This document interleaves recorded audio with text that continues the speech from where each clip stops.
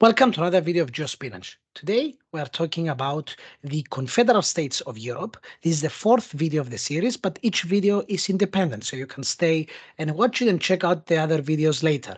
Here with me I have Paris Petralis, a Polish Cypriot, and he's going to help me through this process of asking questions throughout the video.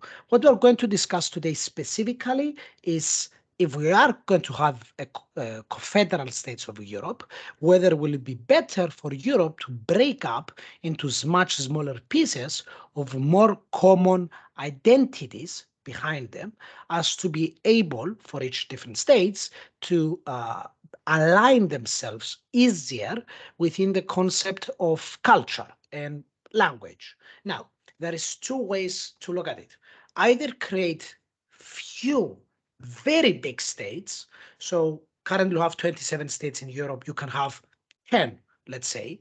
And in this idea, you have 10 economically, in theory, equal or population equal centers, but then you lose the advantage of individuality when it comes to people feel represented.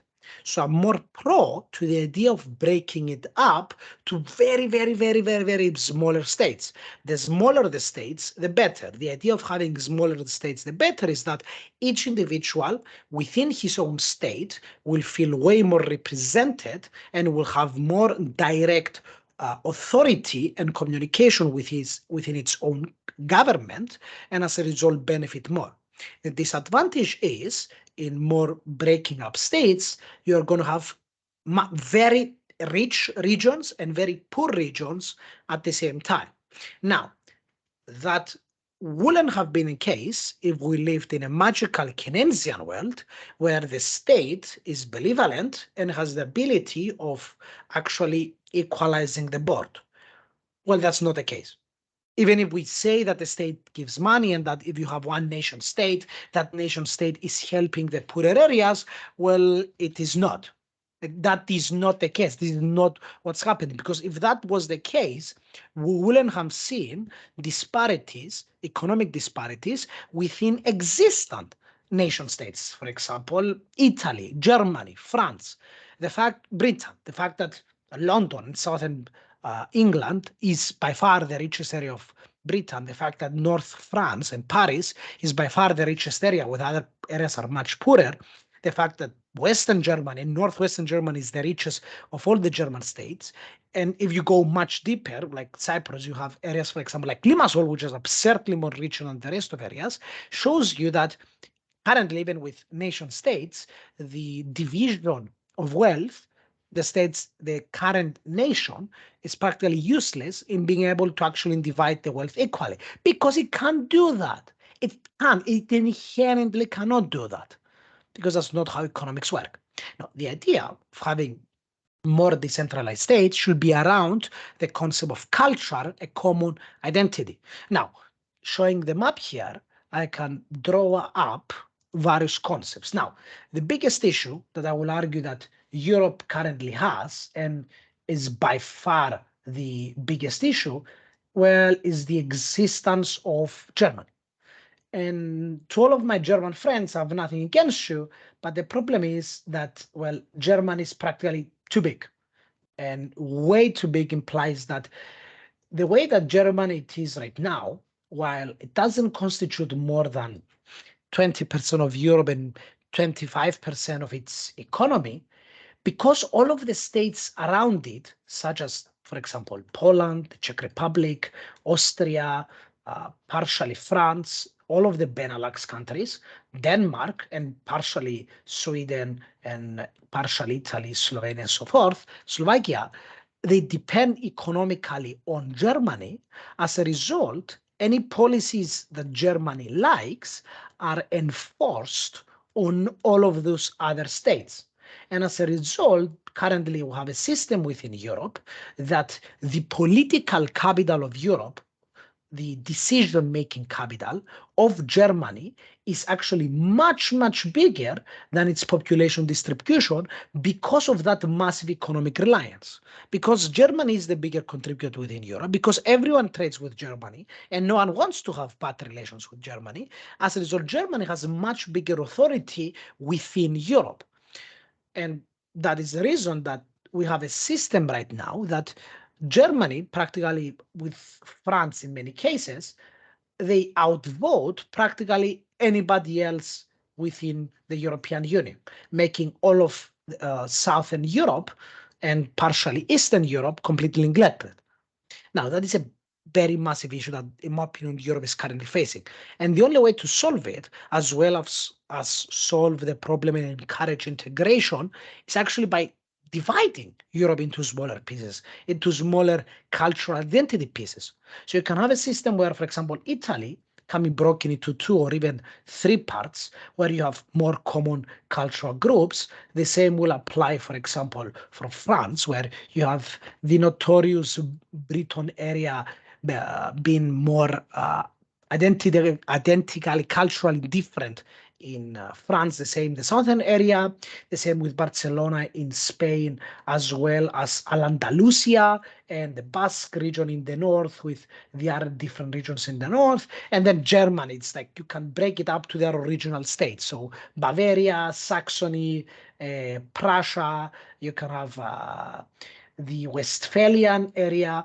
And this concept, this idea of dividing these regions up, then you can have Poland divided into 2, which is the least likely to be accepted to be divided because for so many years they went to be together.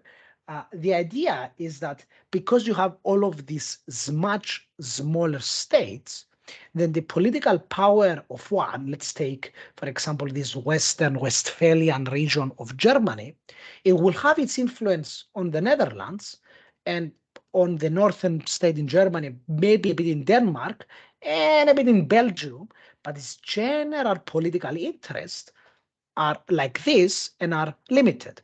At the same time, you can have a block of countries, for example, in Poland and Prussia, which Prussia has the economy practically of the whole of Poland, if we could divide it based on economics, that they have their own interests are aligned. And then you can have another group within the Central Europe with their own interests aligned, and so forth and so forth. So there you can have a more balanced system of political alliances within Europe because of their proximity, and at the same time breaking up the idea of a nation state as it currently is, and thus encouraging more the idea of a European identity, as well as the creation of states that have much stronger identity groups within themselves. Now that's weird. How do you increase the concept of unified identity and at the same time you increase the concept of separate identity? Well, because in contrast to the federal system, in the co-federal system, in each individual state, the authority of the grander state would be much, much smaller. As a result, the way the way of life of each individual within state will be decided by that state by itself. So if you want to live in a country that has very low taxation system, that state provides you that exact ability, the ability to pay much less taxes on it. And thus you flourish within your own culture. And because more like-minded people will probably go to Sicily, because it will be more conservative oriented people and more family oriented, then the culture of people living there will have a much stronger identity, relying on that idea of being independent and at the same time unique and more integrated within the concept of Europe. Yes, Barry. I have a question. So you said that creating these smaller states within Europe, within the Confederacy, with more clear identities between them, will basically my question is whether that creation of the smaller states will inevitably slow down the common identity of the Confederacy, because you're creating these pockets of ultra condensed national identities in opposition to creating 10 states, for example, with more diluted, similar national identities, but different. But for the sake of, for example, uh, I don't know, putting Portugal and Spain together as one big state because of similarities in culture, or Italy and Greece, or Cyprus and Greece together. If you create these little states, these smaller states with more condensed national identities, wouldn't that delay the process of homogenization of creating that confederacy identity?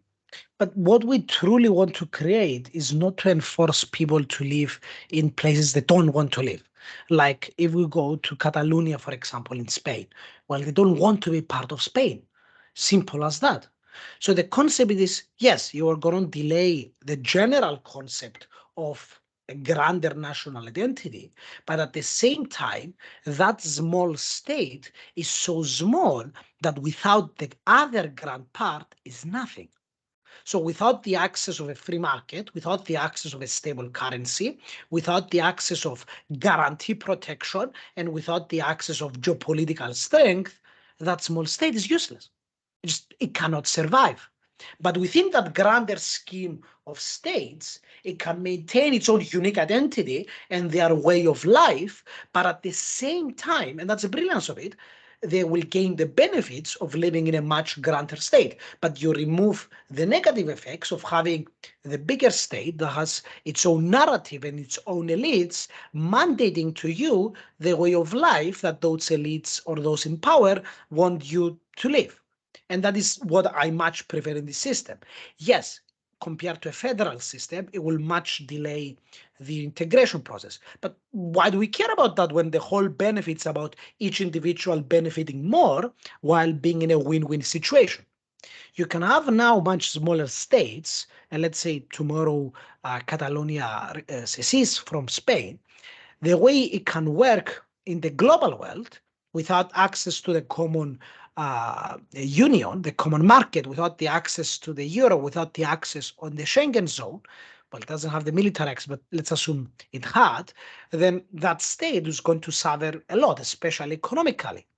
The idea is that you maintain all of the economic benefits of maintaining part of this grander Europe, and then you maintain the right to move away. So if your state gets taken over by very bad politician and gets massively corrupted and in declines and it fails, then people will vote with their feet. The more they will move away from that state, they will either eventually force that state to adapt to the new situations and change. So you allow people to vote with their feet, as we have seen very clearly in the United States, and at the same time, states will maintain their common and their unique cultural characteristics. So you also envisage that throughout this voting by feet, as you said, some states inevitably, due to inherent problems that they may have, will dissolve I or wouldn't be argue they will absorbed. dissolve. I wouldn't argue they will either dissolve nor be absorbed. I will argue they will become so weak economically to live there that inevitably there will be a massive change within that region that will inherently, inevitably start to attract people back again. If that Okay. change is economical, yeah, sure, it might be cultural. It might be because one state, for example, is very conservative and it has very strong fiscal policies, a lot of taxations, and that drives a lot of people away. And that state gradually maintains its conservatism, for example, but starts to become more deregulatory. And then it starts to attract some other types of people within that state because they gain economically, they may like the way of life, and that state will gradually change and adapt to that way of life. Texas today has nothing to do with Texas of 60 years ago. Texas has massively adapted because a lot of people voted with their feet and left a lot of states such as New York and California to go to Texas. And all of that migration has shaped and changed Texas. And at the same time, it's signaling to states such as California and New York, you know what? You have to change or you're going to lose your authority and your economic power.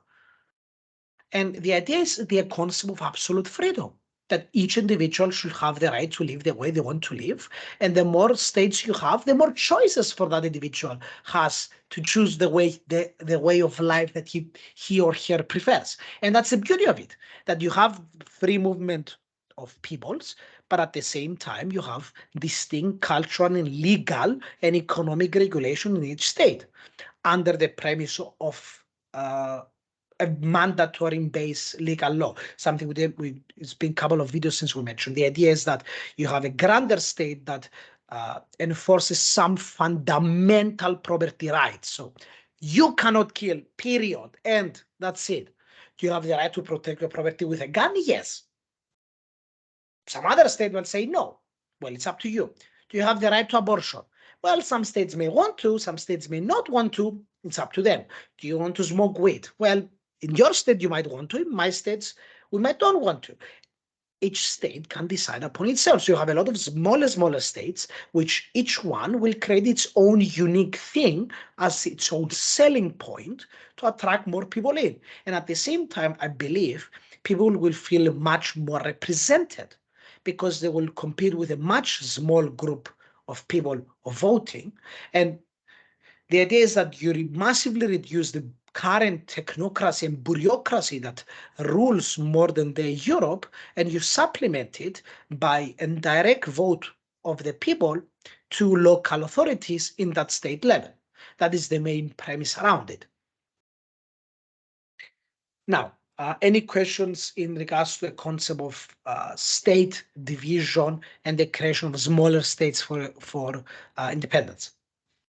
No, I think you covered everything that was needed to be said about the states. Um, I also agree with you. Now that you explained about how the smaller states will maybe help the whole system, because as you said, the states at the end will be, even though they will have that national identity stronger because they are smaller and more condensed, on their own, they will be nothing.